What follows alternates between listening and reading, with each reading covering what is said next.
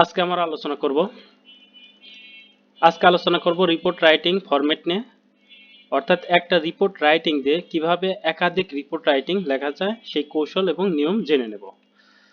তার আগে একটু কথা বলবো যে আপনারা এই ভিডিওটি শেয়ার দিয়ে আপনাদের ফেসবুকে রেখে দিতে পারেন, যাতে যখন পরীক্ষার সময় আসবে তখন একটু দেখে নিলে আপনাদের অনেক উপকারে আসবে।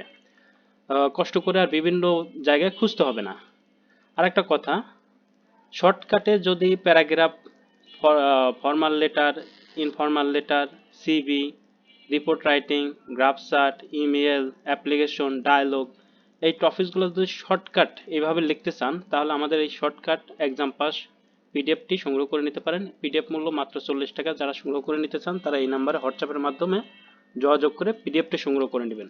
তবে যারা ক্লাস 7 থেকে ইন্টারমিডিয়েট পর্যন্ত পড়াশোনা করছেন, ক্লাস 7, 8, 9, 10 এবং ইন্টারমিডিয়েটে পড়ছেন, তাদের কাছ থেকে এই পিডিএফটা 20 টাকা রাখবো আমরা। তো চলুন আমরা দেখে নিই।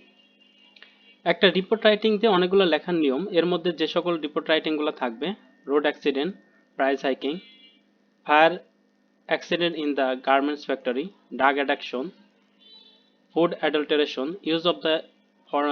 use of the formalin, corruption, deforestation, load shedding, traffic jam, eve teasing, campus violence, এরকম সমস্যা বলিত যেগুলা, সেইগুলা এই ফরম্যাটে লিখতে পারবেন। এই ফরম্যাট ব্যবহার করে আপনারা লিখতে পারবেন।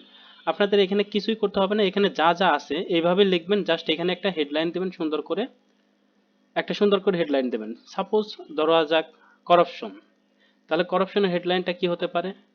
ডিস্ট্রয় আওয়ার কান্ট্রি হিস্ট্রিতে আমরা লিখবো করাপশন। অথবা ধরি যে ডিফরেস্টেশন, এখানে আমরা হেডলাইনটা কিভাবে দিতে পারি? Deforestation destroy our country. Campus violence, এটাই আমরা হেডলাইন কি দিতে পারি? Campus violence hamper our life. এভাবে একটা হেডলাইন যে যেমন করে পারি। আর আরেকটা কথা, এইটা কিন্তু শর্টকাট নিয়মটা কিন্তু ভালো স্টুডেন্টের জন্য না। যারা নর্মাল এবং খারাপ স্টুডেন্ট, মোটামুটি এক্সামে পাস করতে পারলেই বেঁচে যান, তাদের জন্য কিন্তু। তারা এখন কি করবেন? এখানে সুন্দর একটা হেডলাইন দিবেন।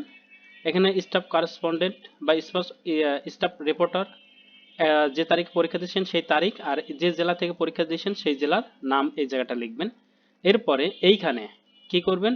ধরুন যে রোড অ্যাক্সিডেন্ট আছে, তাহলে রোড অ্যাক্সিডেন্ট শব্দটা এই জায়গায় একবার, এই জায়গায় একবার, আর এই জায়গায় একবার লিখে দিবেন। আর এখানে যা যেমন আছে ঠিক এইভাবেই রাখবেন। অথবা ধরুন যে করাপশন আসছে, তাহলে করাপশন লিখতে হলে এই জায়গায় একবার কারাপশন, এই জায়গায় একবার কারাপশন, এই জায়গায় একবার কারাপশন লিখবেন। অথবা ধরুন যে লোডশেডিং আসছে, তাহলে এই জায়গায় একটা লোডশেডিং শব্দটা ব্যবহার করবেন শুধু এই গ্যাপে, আর এই গ্যাপে একটা লোডশেডিং শব্দটা ব্যবহার করবেন, এই জায়গায় একবার ব্যবহার করবেন। আর যেমন আছে ঠিক তেমনই লিখে দিয়ে আসতে পারবেন।